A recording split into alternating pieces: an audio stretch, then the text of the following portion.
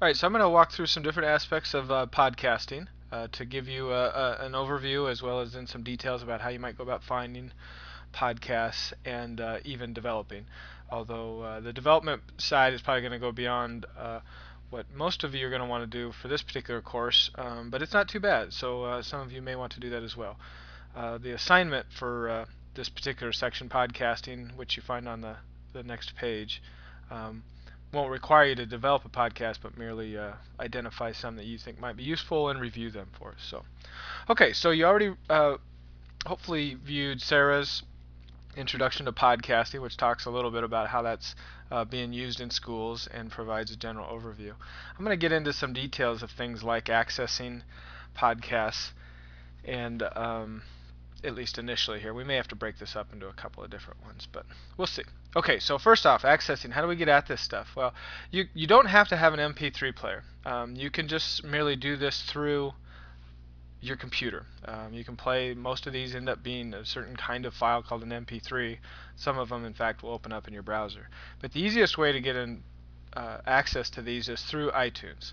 And although it's an Apple product, they develop it both for the Macintosh and the PC. Here's a look at what iTunes looks like. Um, Let me show you my list here. So I'm going to click on podcasts. And the link above on the other page there will take you to this. Now I know you can't read this, but I'll go into some details in some of these different podcasts in a moment. This is iTunes, and iTunes can be used to manage mostly what it was originally for was just music. And people would get this with iPods and that kind of thing, and it would help them manage it. So you can click on music, and you can see that I have really none on this computer here. But I'm going to show you then the podcast section of this. So in here you see a listing of some of the podcasts that I listen to, and I'm going to talk about these in a little bit more detail in a moment. But to play these, once you subscribe to them, like I said, you can just play this actually in your computer. So if I click on this one, NPR News of the Day, and press play, you you probably can't hear this, but it's blasting in my ears right now. So we'll stop that. Okay. That's how you'd play them. So you don't have to have an MP3 device. It'll play through your computer speakers or through your headphones on your computer. You just do it through iTunes, and that would be the end of it. Of course, the other route then is through a MP3 player, and the most popular MP3 players by far are Apple's iPods. And this started out. Here's the high-end ones. That'll have video on them, several $100s for those, getting down to the Nanos, which I think are the cheapest, or maybe 150. But I'll tell you what, these little shuffles right here, I think are a great deal, and this is what kind of got me hooked on podcasts. Was I have an older version of the shuffle, and I use it for running, exercising, as well as plug it into the cassette deck with an adapter into my car. So really felt like it's kind of expanded my um, opportunity to do professional development types of things. A lot of what I listen to is technology stuff, and it's a lot better to listen to this than it is to broadcast radio, because I find broadcast radio to be incredibly mind-numbing, especially with the ratio of commercials to actual content. And with the podcast, you really get away from that because you have a lot better control over how much of this is advertising versus actual content. So these are a great way to get started. I think these are now $80 and very handy. They got nice little clips to them that you can attach wherever, and I find them very rugged and durable too. Like I said, I run a lot with them, and I'm sure there's moisture and gets beaten around quite a bit, and they do quite well. So that's another option for listening to them, and you'll find that if you're going to do this, listen to a podcast regularly, you're going to want some sort of MP3 player. Now there's other good ones out there. Creative makes several good ones. But again, Apple has kind of figured this out in terms of making it easy to use, user friendly, and that's unless you're more technically astute, I suggest to people that they start with these. Okay, once you have these, then what do you want to listen to? I'm going to just talk a little bit about my favorites. These are the ones that I listen to virtually every episode that they put out. This Week in Tech is a technology podcast. And if you follow the link there, it'll take you to a site called Twit TV or thisweekintech.tv. And this is run by a guy named Leo Laporte. And if we go to the actual Twit podcast page, this has several. You may recognize this person in the middle there. That's Leo Laporte. He was not too awful long ago on a program called Call for Help and the Screensavers, which is a technology show. So it can be a little bit techy, but they cover a lot of good news in technology, and you can see some of their topics that they're going through this week. Facebook, the website. I find a lot of good information there, both technical as well as just kind of where things are headed. Another regular one for me, and this is less professionally related, is Fidipidations. This is a running podcast. This guy's kind of like me. He was overweight and was looking for some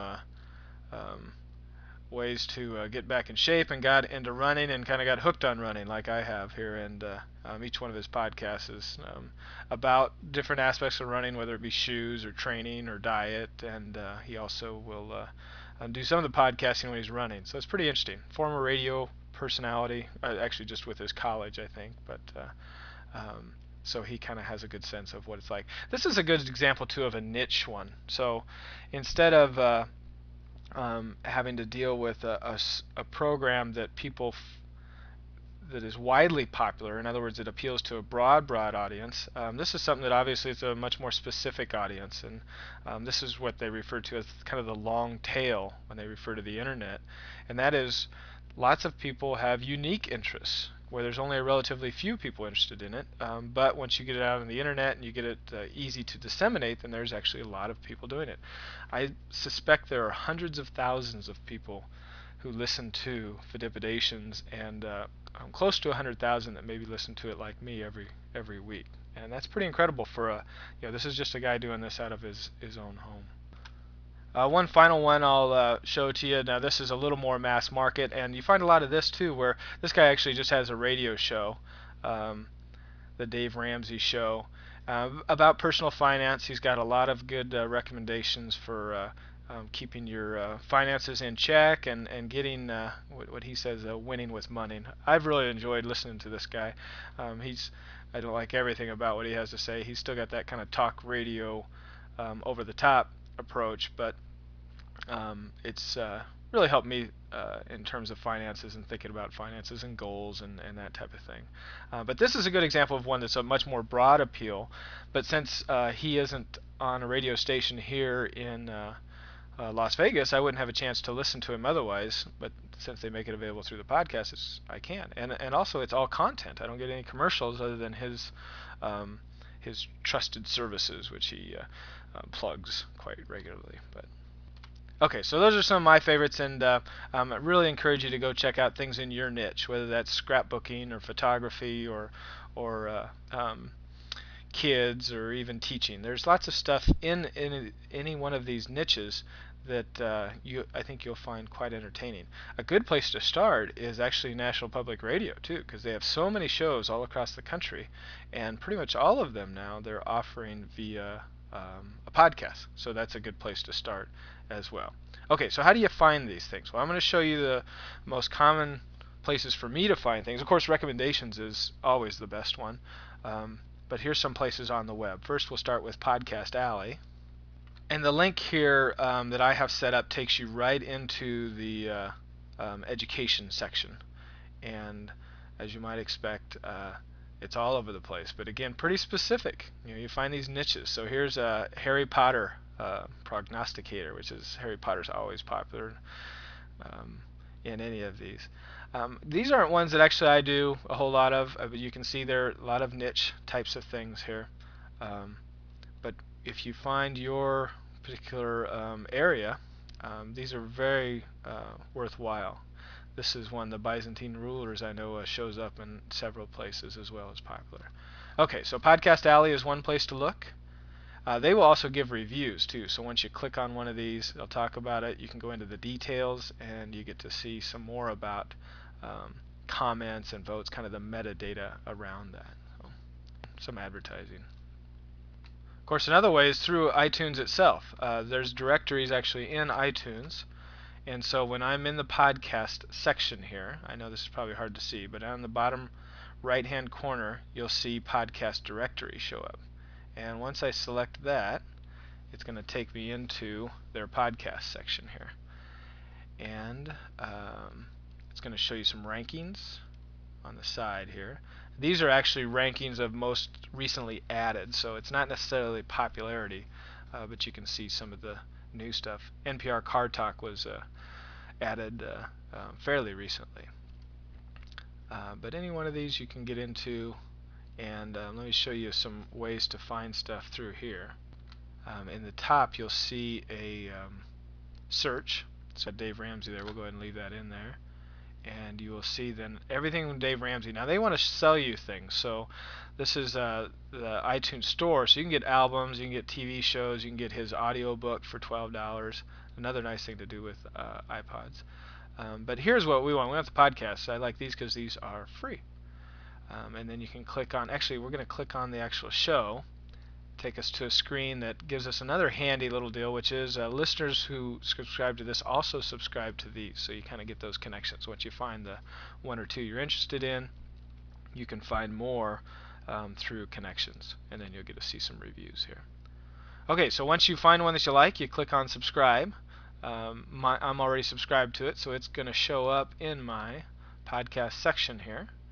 And if I expand that section for the Dave Ramsey Show, it'll show that I have the one episode downloaded. And I can click it to play, or I can drag it over into my iPod if I have that connected. Okay, and then one other place to find these is through Dig. I think I may have mentioned dig.com before in the prior course. The link I have takes you directly to the podcast section and the most popular for education. And again, this goes by this dig process where people submit podcasts and then they rank them, or they dig them, and the more digs you get, the higher up it goes. So this is one of my favorite right here. I shared a couple of these through the course. The wiki one by Jimmy Wales, and creativity one is more kind of a site of the day type of thing. But the nice thing about these is once you go into them through podcast, oh, there's digital photography too. Not only does it have them the actual podcast ranked, it's going to have the most popular episodes too. And so you can see on the right hand side here, here's the Ken Robinson one, by far the most popular, and that's that one that I put up on the site for a few days there. Very entertaining as well as interesting. David Pogue, the technology journalist, Jimmy Wales, the Wikipedia. So here's another real good place though to find podcasts that are interesting and popular. So I'm going to wrap it up with that for at least this particular point. We'll do a separate one on developing,